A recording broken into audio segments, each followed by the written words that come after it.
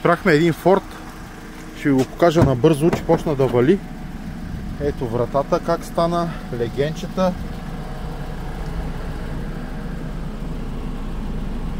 Таблото, тавана сме почистили навсякъде.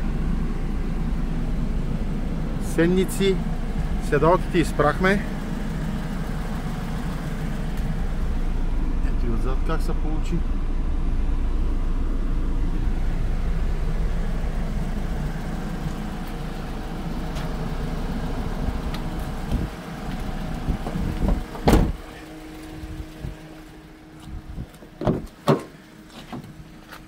Задните врати, панти, отзад.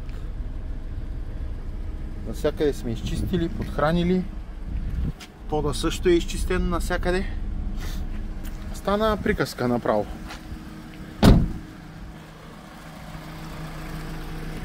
Ето и тук ще ви покажа.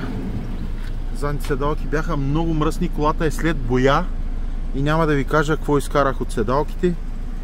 Бяха много мръсни, ужасно мръсни бяха. Ето и тук как се получи. Зад плафоните са изчистени.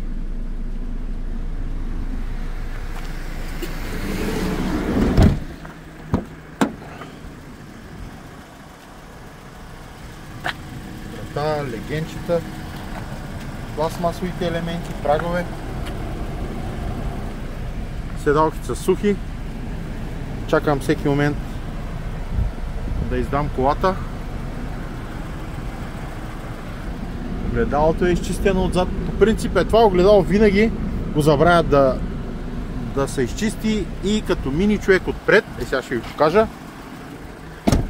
И като мини човек отпред, хоп! И се вижда огледалото, че не е изчистено. Еми това е от мене. RTS Wrap Center. Интериорен детайлинг вътре. Навсякъде беше изчистен Форда. Доста трудоемка работа. Близо ден и половина го работих, но резултата е на лице. Качество без аналог.